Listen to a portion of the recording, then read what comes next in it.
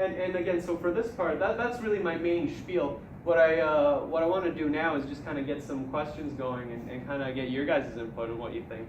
Yeah, please. So it's really interesting that you actually break things out into components, into things that actually can solve individual problems, and then say, hey, that entire solution itself can be an action that can then be used and consumed by potentially other actions. Yeah. I work for a company called Algorithmic. We're based in Seattle. I'm an algorithm engineer, I guess, is the fancy title. Cool. I've actually heard exactly that. Yeah, have you? Yeah. Cool. I think I've met you before, actually. Yeah. I go to these meetups once in a while. Yeah. So we're a marketplace for algorithms. And what's really interesting about our marketplace is the fact that we have really, really valuable tools just like that. We have conference scheduling algorithms. We have natural language processing tools. We have image classification, image detection, lots of really juicy machine learning technologies and techniques that for most people are way, way outside of their capabilities. But what we do is we have a really, really, really easy to use API that allows people to interact with any one of these algorithms however they want to. And what's really nice is, as you were saying, you can compose or combine these algorithms together to create even more complex solutions and really, really encapsulate the entire solution space. For example, building rocket ships. Yeah. Whatever that would be in a computer science universe. Yeah. So, yeah. No, absolutely. And cards. Yeah. One thing that we really like, we definitely feel like that has to be the base of it. And where we're hoping to add a little bit of different value is having the algorithm automatically try those compositions for you, right? Yeah. It's actually very cool. Yeah. Well, there you go. It seems like a logical next step, no? Like, yeah. It's going to take a little bit. Yeah. So let's look at some. So who still thinks that I'm wrong? That, you know what, no, there's something more to innovation that I'm not properly describing, that maybe I missed, and you know, there's a human spark that can't be described in terms of an algorithm. Anyone kind of on that side of the fence? Like, yeah. You'd say you are? Yeah, please. A different comment. Like I get like on the abstract what your idea is, but I don't quite get how it's gonna pan out. Like take any random problem like learning to run a marathon or like surf or something like that. Sure. So we're gonna try every approach. So we'll try to, you know, surf on surfboard this big. Yeah. You know, or are we gonna try every random thing? So try to surf if there's no waves there. Try to surf. So yes, and I believe that what your comment boils down to is again that combinatorial explosion of possibility. Is that correct? Or yeah. So a lot of that, there's when you look at that problem in general, you have to keep in mind, and what kind of keeps me going when I work on this, is the fact that humans are able to solve these problems without getting seizures and convulsing on the floor. So the combinatorial explosion in your own head is somehow contained. Whether that is through the mechanism of maybe boredom, where you get tired of exploring some way to try something and then you do something else for a while and then you come back, which kind of refreshes that solution graph, right? Maybe you're going to try a different branch, right? Or whether it's the fact that the inputs don't match properly, so then you're never going to try that step, right? So, you know, surfing may require the waves to be there as an input to attempt it, right? So there can be kind of logical contradictions that prune out some of the options. Humans also have this ability to look back and see if you're kind of back where you were. So if you have maybe a cyclic loop of actions that eventually undo what you did, we tend to not fall into those forever. We eventually stop. So those kinds of mechanisms, I believe, control the combinatorial explosion when we approach problem solving in our day-to-day lives. And that's what kind of gives me hope that this does work out. Now, with that said, I do think that problems that involve physical presence, and in theory, there still shouldn't be a problem. You should be able to abstract like a pizza place to, hey, we need your address, this much money, the toppings, whatever. You should be able to kind of make like a wrapper for it that represents the pizza in a virtual platform like this. and then triggers maybe, I don't know, an email request to the actual delivery guy to go over, right? But there you get into all sorts of weird stuff. Well, how do you verify that he actually went over? You know, reality complicates So things. it's like, is it just for software then? You just So said? I feel what we're targeting right now is software. We're targeting stuff like, can we get people who do like AutoCAD scripts, or you know, designs in 3ds Max, or Photoshop scripts, or can we bring your you know, creative professional that uses, you know, tech tools, whatever, onto something like this as a platform to really prove it as a concept. And there, of course, we also have the benefit of attempts are usually fairly cheap, right? Getting a guy that doesn't know how to surf to just follow the actions that this algorithm tells is very expensive, right? Humans are slow and they demand a lot of money for their time. So when an API call can be made, we can screw up a bunch of branches of the solution graph and drop them, and then, you know, proceed with something else very quickly. And we can do this 24/7, whereas a programmer is going to get tired at some point and like eating stuff. It's also techniques like genetics that dramatically reduce the search space. Yeah, like genetic algorithms often. Yeah. Please, you were also. Oh, well, I was just answering your question about do I disagree Yeah. with that? And I guess, like, I do think that there is the opportunity for software to innovate itself. Mhm. And particularly now, there's a lot of room for innovation. There's going to be a lot more hanging fruit that could just be picked off by something algorithmic. But in terms of human ingenuity, I think humans get so much stimulus, it would be really difficult to feed that much stimulus into. Yeah, so that's definitely interesting, bro. Like I mentioned, like the platform's usefulness depends on the actions that are in it. But that's why I wonder there. So one of the big kind of value props of something like this is like, if you are, say, an industry expert, do you know every other industry expert in your field? Maybe. Depending on the field, if it's smaller, that's maybe a reasonable thing or not. But if you were saying something like fintech, the odds of you knowing every single service that could possibly be useful here eventually get lower, I think, than the odds of them being put up on a centralized place, right?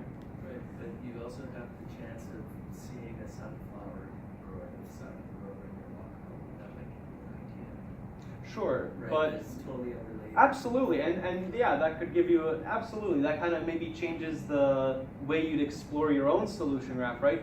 But there, the advantage on an algorithmic side is, again, 24/7. It's like you're hoping for the sunflower. This thing is looking for every sunflower constantly, trying to find it. So you're right. Of course, that's a huge combinatorial exploit. No, I absolutely agree. So I definitely see that. Feature engineering your inputs is really, really, really challenging. There's no automated way of doing that right now.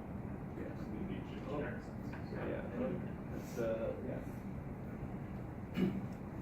So, any particular kinds of problems that this can't solve? And I guess to better ask this question, can you think of a problem that you don't approach in the way I described, where you don't think about where you want to go and what you do to get there, you just do something else? When you don't know where you want to go. When you don't go where you want to go, but is that not usually in an attempt to head in some specific direction? Can you frame a problem? I guess it wouldn't necessarily be a problem in that case, because the problem actually physically requires you to have Some sort of objective. Yeah. The question, so like you showed how all the sub-problems can be thought of as just one jump to the final problem. So there's some chain, like there is a jump for those intermediate steps that you've broken down. If you see that as the goal, then at some level there has to be like an intuitive jump. It could be like 7 little intuitive jumps, I guess, in that chain. But then So I think what you're kind of getting at, and correct me if I'm wrong, is you're almost looking for some sort of axioms, right? That eventually, okay, this is a composite action. Eventually, you have to have some inherent action, right? In our opinion, for the platform currently, those actions are we're targeting Java for now. May as well, right? There are 260 some Java syntactic rules that are about as bases you can get. And the equivalent would be taking like those 13 axioms of math and starting to derive calculus from it. So obviously when you're going on such a low level, again, combinatorics gets scary, but you know, that's what, at the very bottom, that's what lies there. In our case, it's the syntactic rules of Java, but that could be other languages as well, right? It's really the most basic like action that you can define.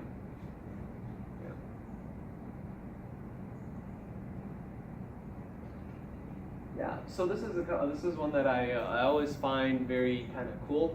It's a weirdly phrased question. So what kind of data could such a system produce? And I'll give you like my 3 answers that I thought were kind of nifty. One, it's we get to see which problems have the highest budget. So if you're looking to see where you should be investing your time and in what skills, you could look through an index of the problems currently on the platform, right? You get to see which services or actions are used most by society. And I'm sure that there's a lot of marketing money in that.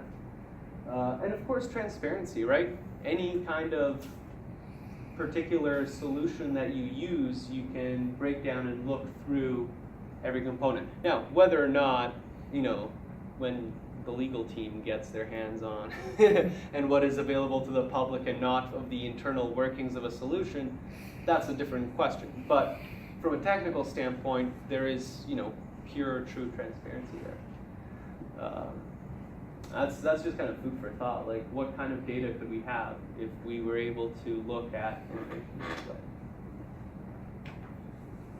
It's an interesting question because data is by far the most valuable resource in any system like this. So Absolutely.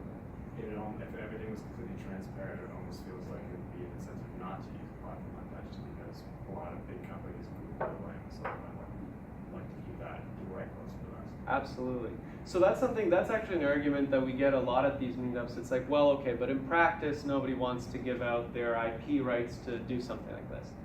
And in a sense, that's true. In a sense, that's why we're targeting, you know, university groups, students, individual developers, and professionals, because we feel like they're much more likely to be like, okay, I'm probably not going to, you know, make ridiculous amounts of money with this little script I made to automate my PowerShell tasks. But heck, maybe $20 or 5 cents or whatever, let's give it a try. And what we believe will happen is, as these actions add up there, companies that keep themselves closed to this kind of innovation are going to be at a disadvantage. Whereas solutions built with this are always going to be optimal given the services that are available. And if you restrict yourself to only the knowledge pool within your company, actually, it's almost like you allow your developers to only use the internal documentation of the company, and you block Stack Overflow. So that's kind of the analogy I like to put there. I think that in the grand scheme of things, especially in non-tech sectors, so maybe Microsoft, Apple, they have secret sauce on certain algorithms they don't want to give out. But take a bank, for example, right? A bank has an absolute monstrous number of internal IT systems, but they're not a tech company. There's nothing that they do in tech there that is revolutionary per se, right? REST APIs, mid-tier, all sorts of getting and transforming data, right? But each individual step there is something that's known. It's something that you know, there's books on how to do it. They just need it done. So for those kinds of projects, a system like this could always make sure that they always have the best and most optimal tech in their pipeline. And I don't think that any, for example, bank would, they care about the data that goes through those pipes. But I don't think like a bank or another big company that isn't in tech is going to care to try to hide the way that they handle REST calls, right? So, a bit off topic of a question. Sure. So, how many resources are actually wasted exploring all these solutions? So, I'm definitely sure they could be quantified when you run this. You could literally, once you have a solution, you could look at the compute time for the rest of the solution graph. But something to keep in mind is, again, I want to bring it back to human innovation now. I remember agile project management is something that really kind of exploded over the last decade, right? But I remember reading statistics that the reason people are starting to embrace this is because waterfall projects failed a lot. And lots of resources were wasted building the wrong things. So it's clear that even humans are fallible in the same, they fall into the same pitfalls that even such a platform would have, right? The difference is that I believe that on a platform like this, you could fail fast. You could quickly look after a number of steps and see where your current context is and be like, okay, not where I want to go, right? And that can be part of the sort of iteration loop that maybe every X number of steps, you get a report on like, here's kind of how things are going. It's the equivalent of hiring a web developer to make this website for you, but you check in with him every week to see if it's kind of what you expected, right? And of course, this also restricts that combinatorial explosion even more. So yes, there will be resources wasted on stuff that didn't end up useful. This also, I think, is a problem in academia, is that people don't really want to publish negative results. Like, oh, we thought this and we were wrong. And then, the effort to actually put that out there, and then it's even a little embarrassing, like, oh, like you were wrong, how dare you, right? But that is valuable information because somebody can then avoid going down that compute tree, right? And I'm not sure now, because we're still working on other parts of the algorithm, I'm not sure how useful it would be to sort of cache hashes of the failed parts of the solution graph just to not repeat them. I don't know if that's, there could be value in that in and of itself. Political issues, right? If you can define solutions, like propose solutions to political issues, and then people can see, like, and this is where we leverage that transparency. You can see what different solutions are proposed, like, hey, should it be, this contract for defense or this contract, right? And then this can be voted on, and instead of using a budget with money, it can be a vote on a per individual person or per citizen. And of course, the age-old question: what happens when we crash the labor market and money just flies into our bank account without doing anything? That's a pretty funky one. And actually, I find that that's something that most kind of freelancers complain about, right? You do freelance, that's great, but where's your passive income? Where's that constant? And we believe that that is one of the biggest kind of attractors to a platform like ours, is the possibility of maybe generating a small but continuous stream of revenue for yourself. I think it'd be cool on a market like this, on a platform like this. I think that people would always be kind of in competition to build better and better services. Specifically because, hey, you built a cool image compression thing, you can charge a bit more, your stuff goes up, and because you built a better one, your little service now can be fit in to all the places the less performing competitor was, right? So suddenly that competitor is going to come back like, well, our revenue dipped a bit, what's going on? And maybe they'll either adjust their algorithm to match your performance, or perhaps they'll lower their price to compete with you, right? So the consumer wins a lot in that situation as well. And then of course, what about the negative effects? There's I don't have any in particular in mind. Unfortunately, I'm pretty far off the deep end invested in this, but I imagine that if we can see everything about everyone and every problem that things are solved, like privacy's out the window. If yeah, I could definitely see smaller companies not being able to afford something like this. that could be So something. giving an extreme advantage to bigger companies. Absolutely. That definitely depends on who early adopters are. How I noticed that a lot of this just tends to scare people in concept, and they just don't want to engage in the conversation.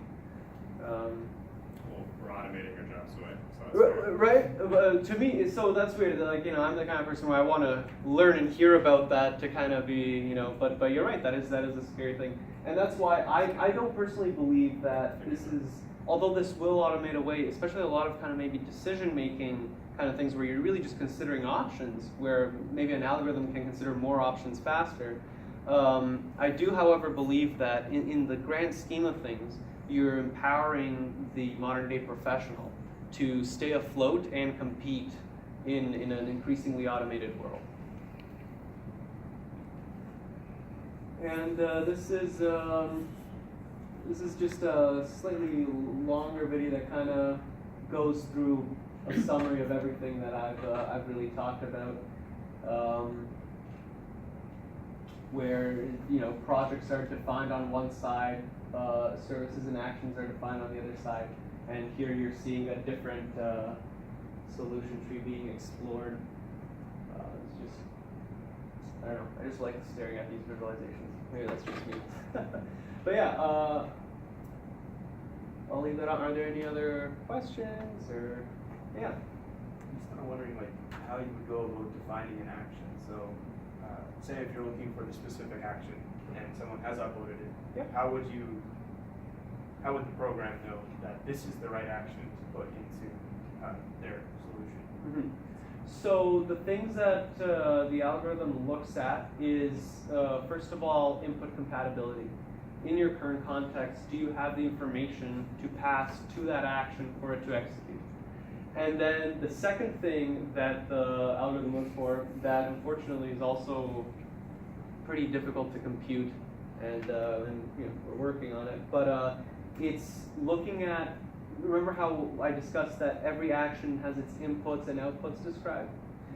You look at those outputs, and if you'll recall,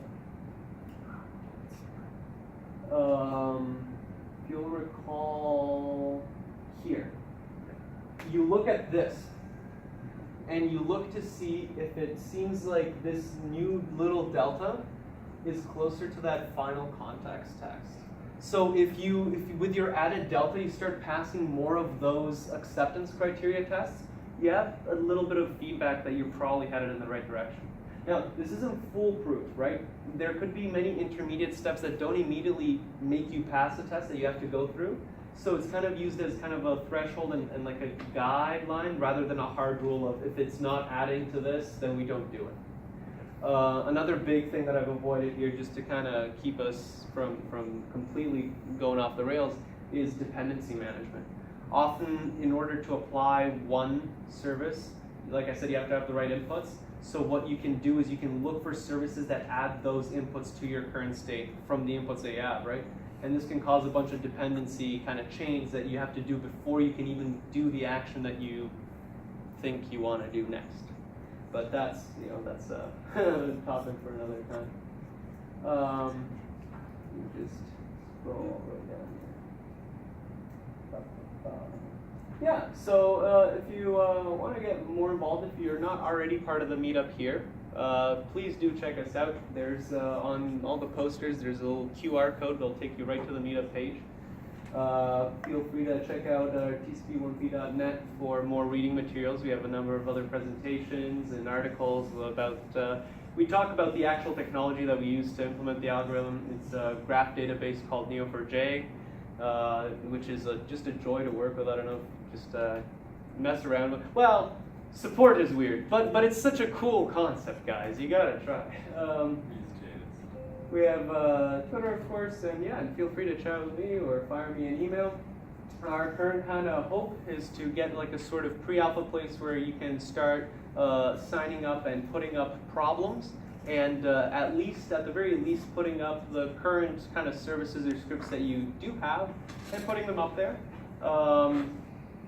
We won't be able to do much until we get, sort of payment processing and whatnot in place, but it will be a place where we can kind of get a judge for, okay, who are our early adopters? What kind of problems do people feel comfortable putting on there? What kind of services? And we can kind of talk. We're looking to find a small test group that can give us a lot of feedback about, user interface, about what they'd like to see, which features are most important, and help facilitate this. And then obviously another big part is, like I said, we're starting meetups all over the place. So if you find yourself very passionate and you want to kind of get in contact or maybe start a meetup somewhere else, we were absolutely very interested in hearing from you. Yeah. So feel free to take some more time to hit up those refreshments and network. And if there are any other questions, I'm happy to answer. Thank you so much. Oh yeah. Do you have funding behind this? Mainly self-funded for now. It's been in the works, so Neo4j is free for the community. Until you start making money. Until you start making money, and we don't make nearly enough money for them to, It's a good deal, Yeah, the Neo4j is pretty cool. We Once you actually. start making money, it's really pricey. Oh yes, Yeah. they do. They It's fine do. for JS graph at that point if you want to. Yeah. We have actually on our kind of board of advisors is we have the chief science officer from Neo4j that we meet with and we chat with, and when we have graph problems, yeah, we get to complain to them. What is how do you define? So this is pretty detailed. You've actually created most of this. I mean, you're talking, I guess, your competitor right now, so probably don't want to tell me this. But I'm really fascinated by how you define your outputs in a way that your program is able to determine if that makes sense as the next step, if it'll get you closer to your goal. Are you defining it in some kind of like hash table system, or is it strictly like real text? We're right now we do graph matching and we graph structure matching. So we look at your final context and we try to use actions that create similar or isomorphic structures in your. So like graph vectorization. So Yeah. you're converting it to That's our current approach. Those are very computationally expensive. They'll probably end up having to be helped by hash tables or something, but yeah. eventually, yeah. Yeah. That's one thing I was thinking of, was just like, yeah, okay, cool, you have your actual input and output that's able to produce a structure. Eventually you have a graph to vec algorithm, which is just really just you throw in a graph structure and it gives you a vectorized representation exactly the same as like makes. Yeah, so you can, if you're actually interested, my father did a series of articles about some of the ways that we calculate deltas between, yeah, and I believe they're actually published on Neo4j's blog, so you can find them there. Yeah. Anyone else? Or? Yeah, thanks for coming out, guys. It's really great. Thank you.